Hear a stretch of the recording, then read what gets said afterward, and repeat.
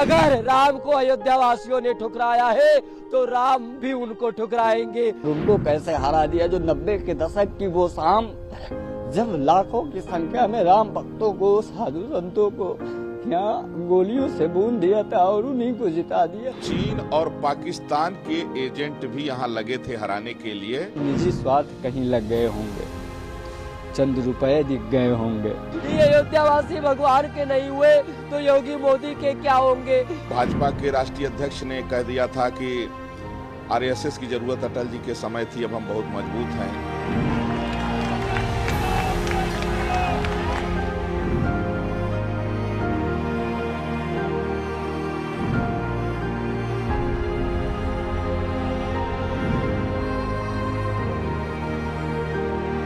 एक दलित को यहाँ से जो है जनप्रतिनिधि बनाया, इसलिए कि उसको पता था कि जो यादव वोट है, मुस्लिम वोट है, उसको मिल ही जाएगा।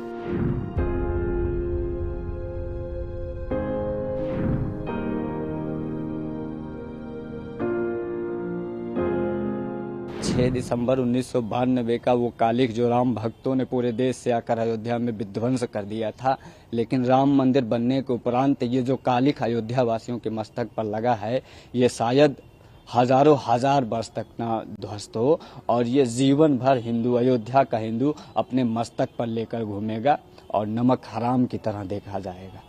जिसने राम मंदिर को बनवाया उसी को अयोध्या वासियों ने हरा देने का काम किया है। ये संपूर्ण अयोध्या के लिए, संपूर्ण भारत के हिंदुओं के लिए और संपूर्ण विश्व में पहले हिंदुओं के लिए इससे ज्यादा दुख की बात कुछ नहीं हो सकती है कि जिन माननीय प्रधानमंत्री मोदी जी ने, योगी जी ने जिस अयोध्या में आते थे तो लगता था कि आसपास के किन्हीं सीट के विधायक और सांसद हैं, ऐसा कभी लगा ही नहीं कि वो प्रधानमंत्री हैं। और उसके बाद भी उनको हरा देने का काम किया है। यह कालिख हजारों वर्षों तक चलने वाली है और इसे अयोध्यावासी कभी जो है खत्म नहीं कर सकते हैं। ये बहुत दुखद है और इसको कह पाना कि अयोध्या में क्यों अयोध्या वालों ने भारतीय जनता पार्टी को हरा दिया और उनको कैसे हरा दिया जो 90 के दशक की वो शाम, जब लाखों की संख्या में राम भक्तों को, साधु संतों को यहाँ गोलियों से बूंद दिया था और उन्हीं को जिता दिया। ये बहुत दुख है। इसको कह पाना, मैं पिछले 2 दिन से मुझे न भोजन मुझसे किया जा रहा है, न मुझे नींद आ रही है, मैं बता नहीं पा रहा हूँ कितना कष्ट है। और ये सिर्फ मुझे, एक मात्र मुझे नहीं है बल्कि पूरे देश में हिंदुओं को है। और इसको सोचकर कि अयोध्या में लोगों ने भगवान राम को जो लेकर चलने वाली पार्टी है उसको हरा दिया और भगवान राम के भक्तों का निर्ममता पूर्वक संहार करने वाले रावणों को यहाँ से जिता दिया। अयोध्या को कभी पूरा भारत सहित पूरे सनातन में जो हिंदू है, पूरे विश्व में सनातनी हिंदू है, वो शायद माफ नहीं कर पाएंगे। ये बहुत दुखद है, बहुत दुखद है, बहुत दुर्भाग्यजनक है हिंदुओं के लिए, अयोध्या के हिंदुओं के लिए। ये कालिख कभी खत्म नहीं होने वाली है। ये वही अमर अकंटक कालिख है जो मंथरा के मस्तक पर लगा था, जो माता कैकेयी के मस्तक पे लग गया था, जो अयोध्या वासियों के मस्तक पे लग गया था, जिन्होंने भगवान राम को वनवास दिला दिया, जिन्होंने माता सीता को वनवास दे दिया। ये वो अमर कालिख है, ये वो अकंटक कालिख है जो जब तक राम मंदिर रहेगा तब तक ये कालिख हिंदुओं के मस्तक पर रहेगा कि जिन्होंने भव्य दिव्य राम मंदिर बनवाने का काम किया, 500 वर्षों के कालिख को विध्वंस कर दिया, उन्हीं को इन्होंने हरा दिया। चंद निजी स्वार्थ कहीं लग गए होंगे, चंद रुपए दिख गए होंगे। जिन्होंने यह कहा कि संविधान बदल देगी भारतीय जनता पार्टी, जिस संविधान की बदौलत हमारे प्रभु श्री राम लला भव्य रूप से विराजमान हुए, कुछ जुमलेबाज पार्टियों ने उसी संविधान को ही दांव पे लगा दिया अपनी राजनीति के चक्कर पे, और उन्होंने पूरे देश में ये कहा कि संविधान बदल देगी भारतीय जनता पार्टी। इससे ज्यादा दुखद और क्या होगा। संविधान बदलने की किसी में क्षमता नहीं है। मैं बहुत दुखी हूँ और लगभग 5 लाख वोट जो है तो भाजपा प्रत्याशी लल्लू सिंह को मिला।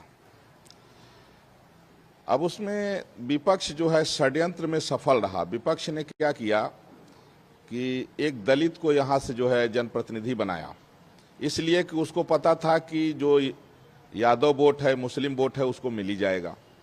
और जिनको प्रत्याशी बनाए वो दलितों के नाम पर, कुछ जातिवाद के नाम पर कुछ वोट ले लिए, और कुछ तमाम कारण रहा।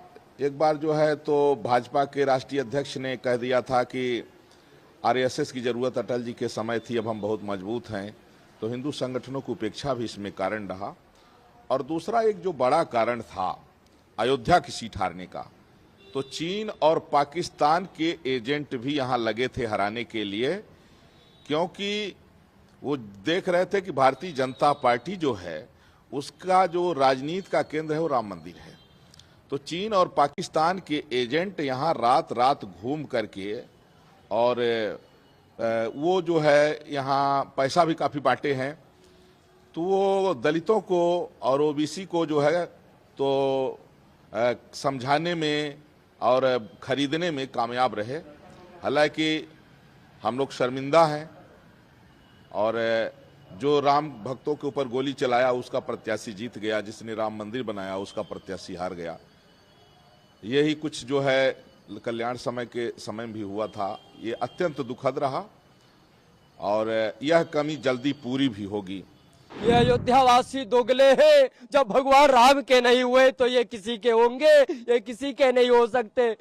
जब माता सीता पे लांछन लगा दिए ये लोग, तो ये लोग जब माता सीता पे लांछन लगाए, उन्होंने त्याग करवाए, तो ये अयोध्यावासी किसी के नहीं हो सकते।